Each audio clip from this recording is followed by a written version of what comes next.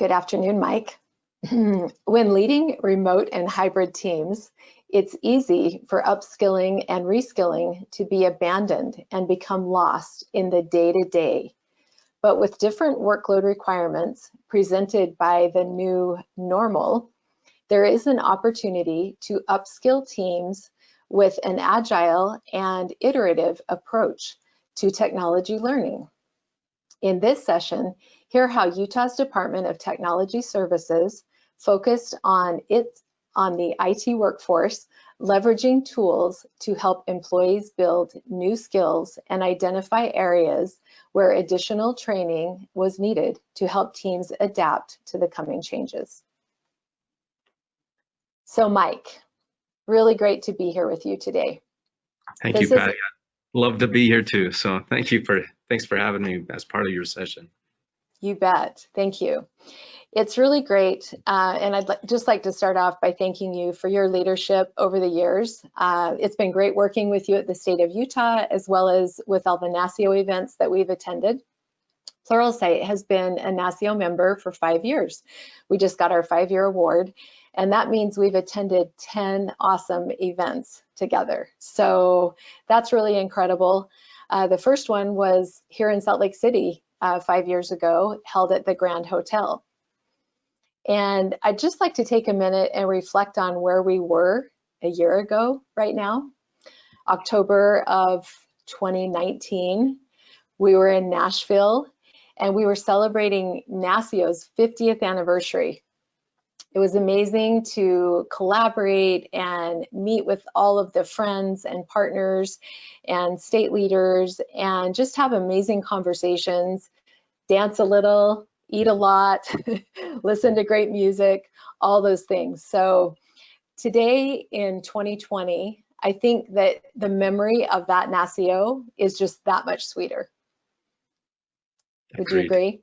I absolutely agree. I miss those kinds of things where we're actually together having conversations like what we're doing today, but in a very intimate personal setting, and sometimes being able to network. I miss some of that. So we're trying to figure out how to do that virtually. And I think this is going to be an exciting day, an exciting time here.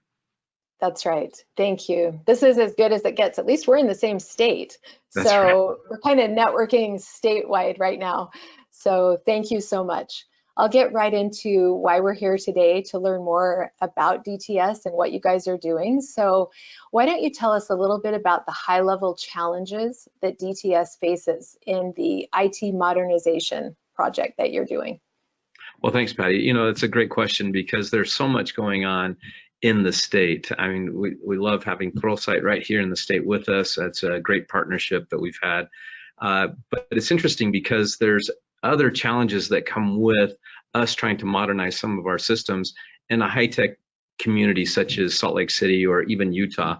The governor has termed what he calls the Silicon Slopes here in Utah to be maybe the partner to the Silicon Valley down in the Bay Area, and it's attracting a lot of high-tech companies. And we're finding it challenging sometimes to recruit talent and being able to compete in the talent space. The talent pipeline sometimes is somewhat constrained.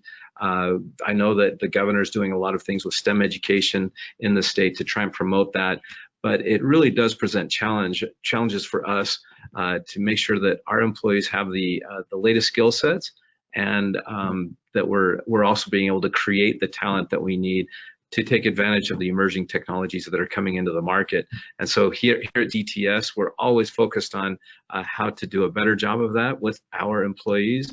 And certainly we're going to lose a few to the private sector, but those are some of the high-level challenges that we face as we modernize projects and look at how we're doing things better. For instance, we're going to move off the mainframe here in a couple of months, and that's a big deal for us. That's a huge modernization effort that's been underway for some time. There's a lot of skill sets that some of these folks have that we'll no longer need. These are great employees that understand business process, et cetera, and how to get them to transform and upskill into this newer technologies that we at DTS need, and actually across the state. And so we have to have ways to accommodate for those challenges going forward, and find ways to upskill our employees. That's great, Mike. I know you've been talking about moving off the mainframe now for a few years. We've been a part of many of those conversations. So it's exciting to see that as something that's within reach, that's actually happening. And I love the fact that you've offered those COBOL programmers and the team that ran that mainframe for so many years a path to get to something even better than where they were. That's really exciting. Thank you. So how would you say that this has changed now that your teams are hybrid and remote? You know, and that's a great point. You mentioned this in your intro, we're in this new normal, and how to take advantage of that new normal.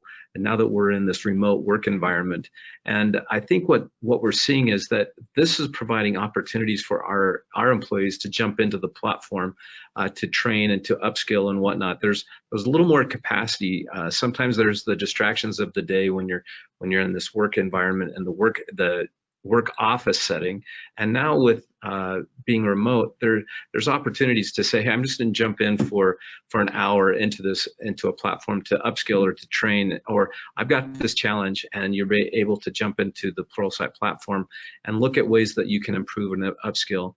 And what I'm seeing is that there's ways for the employees to upskill, and there's ways for us to maybe discover brilliance out there. It gives us a chance to sharpen our saw and look at among the organization and say, hey, are there employees that could really do better in another setting, or could we take advantage of some of those skill sets that are certainly untapped right now in our workplace, just by moving them onto other projects or having them help with other projects. And so again, discovering that brilliance inside of our organization has really, I think, provided an opportunity for us to move and be more efficient with what we're doing. And so certainly with these remote opportunities that we're in, it's really exciting to see really where we're going from here. I love that you use the phrase discover the brilliance. That's something that Pluralsight has coined many times over the years. That's one of the side benefits, one of the many benefits that we see, where there's people in your organization that you had no idea that they had an aptitude for security specialist or network specialist. And I remember your receptionist actually that sat at the front desk, and all of a sudden she was a project manager. And that's a great example of discovering that brilliance, right? What a great story to have someone go from, I mean, she was phenomenal as, being an assistant here in the office, but then to say, hey, we're going to offer this Pluralsight platform to anyone. And she jumps in, and she was one of our leaders in downloading content for a while. And boy, she was a great fit for a project manager after that. And she's just been a great project manager and just really taken advantage of the platform and shown what the upskilling really can mean for someone. And so, yeah, what a great story. I'm glad you brought her up. She's just awesome. Thank you. That's great. So tell us about the approach that you've taken to skills building, and what are your primary needs, and how the technology helps you benchmark and encourage and develop the skills needed. Yeah, so in Utah, we're always trying to find the next challenge for ourselves. It seems like we're always looking at adopting new technologies as they come out. I think the state of Utah has done a great job of that. I think, though, that it also presents other challenges. For instance, migrating to the cloud. Many states are trying to migrate to the cloud right now. And does everyone have the skill set necessary to do that? Or we're always trying to make sure that we are aligned with the agency, that as they are moving to the cloud, do we have the right support mechanism and the right infrastructure in place to accommodate them moving to the cloud? We're a centralized IT shop, so all of the agencies have centralized their IT services with us, but it doesn't mean that we're without direction from them. We need to be in lockstep with the agencies in their mission to solve any business need and to any of those citizen-facing services. So we want to make sure that we are aligned with the agencies and that our employees are getting the skills they need. And so it's really been interesting on our cloud journey to make sure that we've had those tools in place and those I want to say benefits in place for our employees. And then you begin also to have other tools that come into play. You know, we always talk about the skills IQ that exists in Pluralsight, and understanding what the employees have and what skill set they have and what do they need, and is there a way to figure out how to bring both of those together.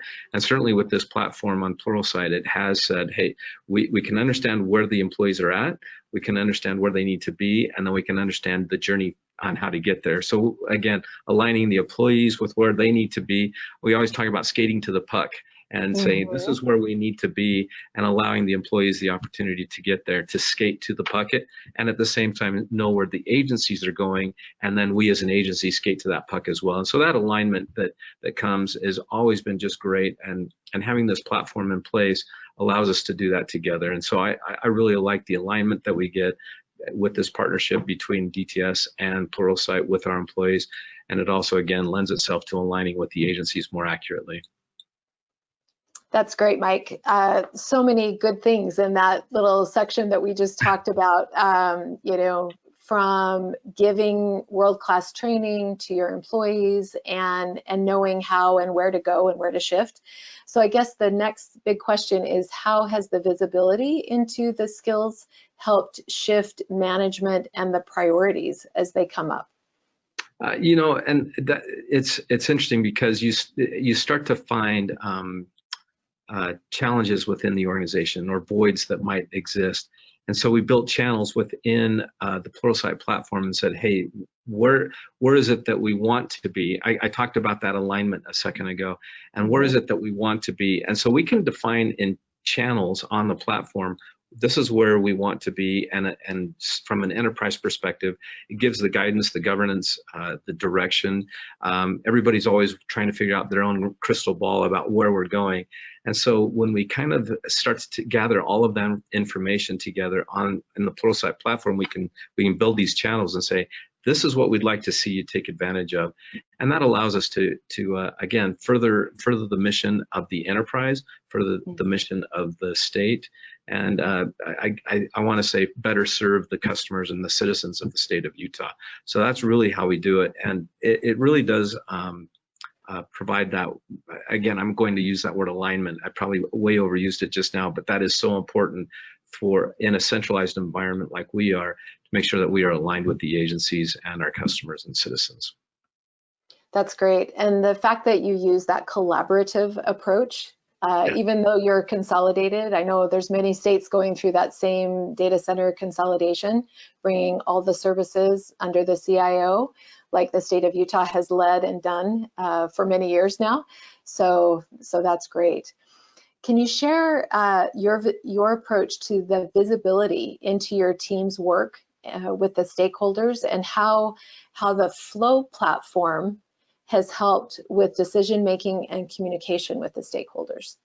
You know, some of the most expensive things we do in the state are some of these really large development projects.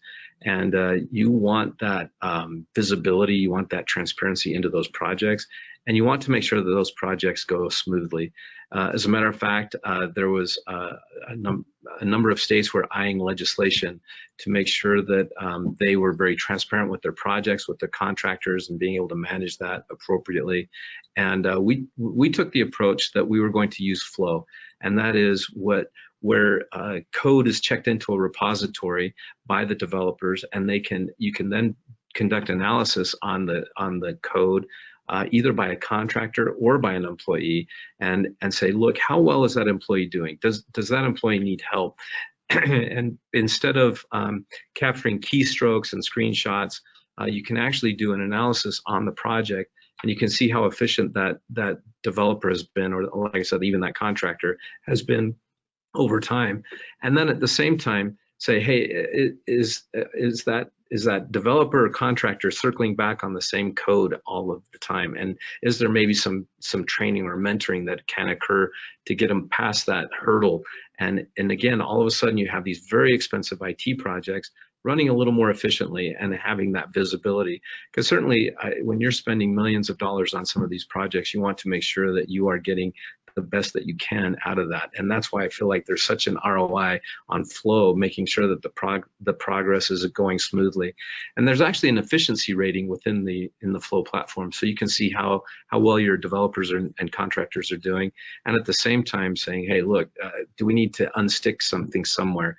And it's always fun to see the light go on, or the training needed, or the mentoring that goes on, just to make sure that these things move at the right pace. And we're not trying to be big brother, like I said, by capturing every keystroke that our developers are doing, or every keystroke or screenshot. But we want to make sure that that they are getting the oversight they need and the help they need, and at the same time making sure these very expensive $1 million projects are going as efficiently as they can.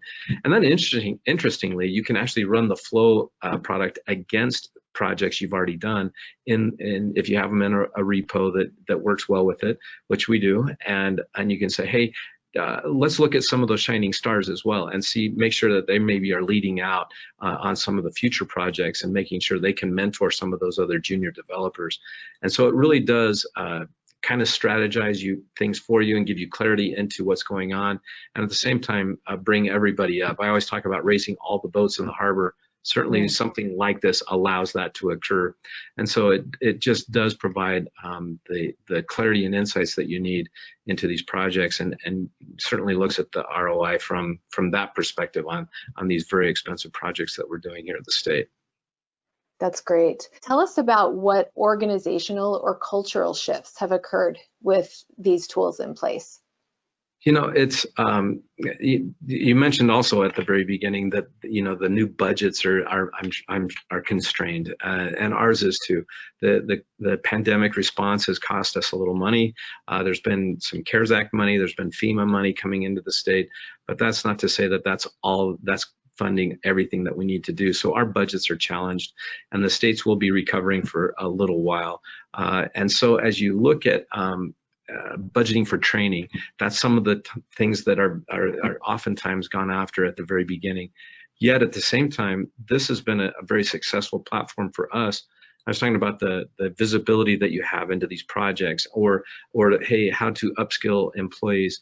You don't want to have the churn in your employee workforce, which is likely more expensive to try and get employees onboarded, get them trained up, rather than if there's a way to upskill current employees. And so we look at this as a very cost-effective way of upskilling your employees and reducing some of that churn, allowing more opportunities for your current employees. Like I mentioned before, discovering that brilliance. There may be an aptitude that was left untapped previously, and now all of a sudden you're being able to find these great resources in your organization and say, let's move you over to this other project, or let's get you onto this other thing. I remember talking about one employee. He's just doing some amazing things with our election systems. He was working on a homeless project before that, and so he's just been phenomenal. And we know his work abilities and his aptitudes, and it's just great to have that understanding so that you can get people focused on the right projects if there's that right aptitude. And so as budgets are constrained, I feel like this is a way to get over some of those hurdles. That's great, Mike. I know we've all heard the term silver tsunami, right? Yes, and attracting, I think for the last 10 years, we've been talking about the silver tsunami is upon us, and it continues to be upon us. But with tools like this, it seems like it's a great way to retain that industry knowledge, the bandwidth, everything that they've learned over 20, 30 plus years of contributing at the state level. It's hard to see that go away. So if you can reskill them and give them the tools they need, Absolutely. And just to put a fine point on that, it's a lot of times those silver tsunami individuals, which I think I might be included, it's really those that have that institutional knowledge in the organization about how the business process works. And if you lose some of that, that's that churn that you worry about, and losing that institutional knowledge as it goes out the door for other things. And so how to get those folks to just take advantage of these other technologies, like we talked about the retiring of the mainframe. That kind of thing is really where you want to have those folks refocus. And again, maybe from another budgetary perspective, we always try and maintain an 84% billable threshold within our organization. We bill back for our services, and also having that insight based on the metrics and things that come out of these platforms really gives you the fodder for what you might need to work with the agency, saying, look, this is how well these folks are doing. They're working on the weekends, they're working after hours to try and be successful with this project, and then you start to get that vision of how all the great things that are going on to hit that 84% billable threshold. So anyway, again, I just had that fleeting thought about budgets and whatnot. And as you mentioned, the silver tsunami, it's really a real thing. So yeah. It all ties together, right? It's one big circle of success. That's Yes. great. So how about if you share some advice or lessons learned? I know you've shared a lot about the lessons learned along the way, but what would you give advice to other IT leaders who are in your position, who have similar situations that, what would be something that you'd leave with them today? Buy low and sell high. There you go. There you go.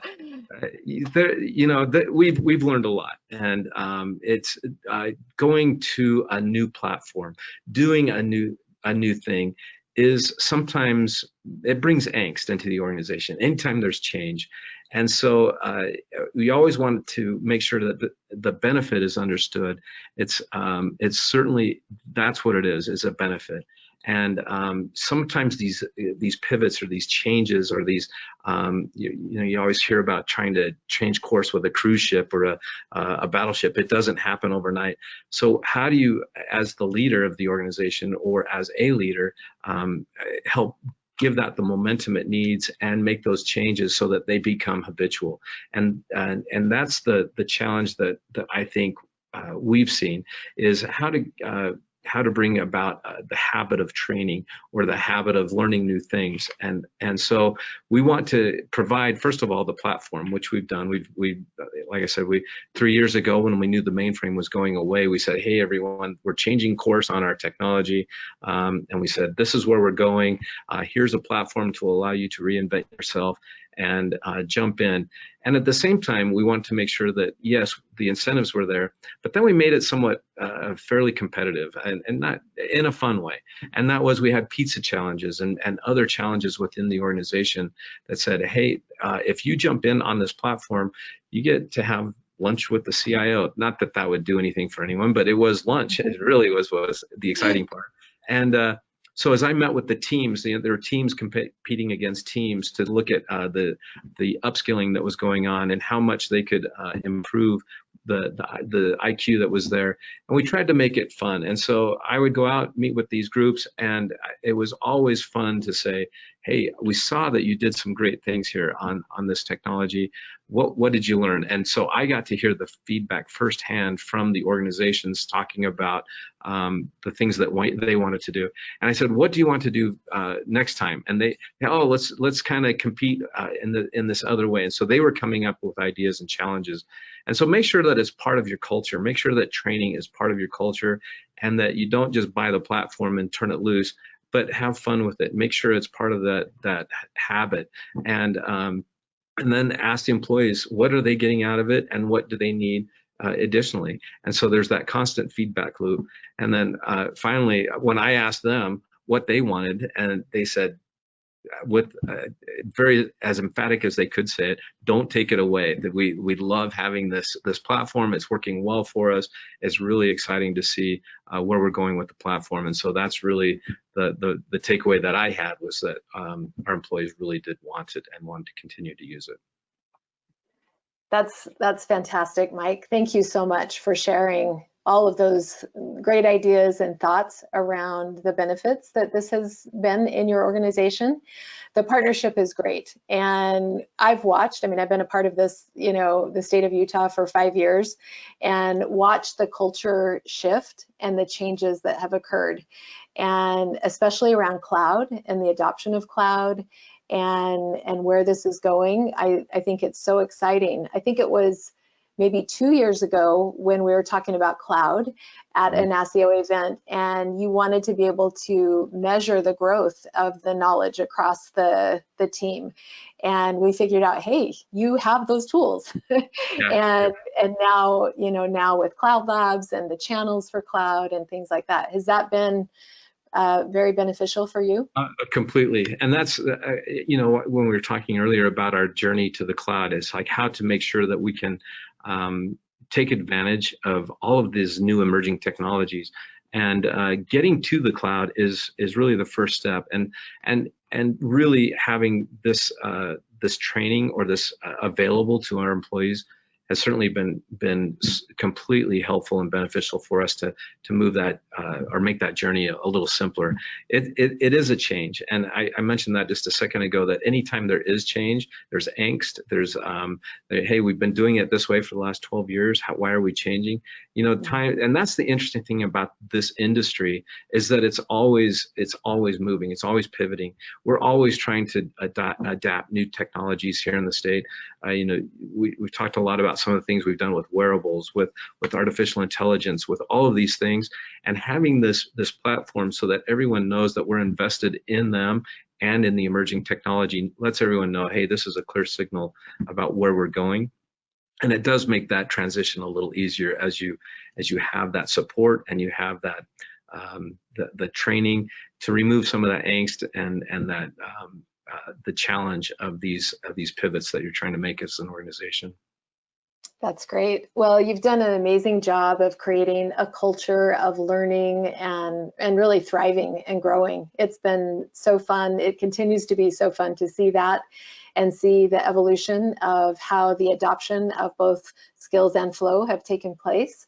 And I'd just like to thank you for joining me here virtually for this fireside chat. We're going to pretend that we're sitting, by the pool somewhere great, having this conversation. But I hope for those that listen that it was meaningful and good, and really appreciate the time that you spent today, and look forward to many more live events in the future.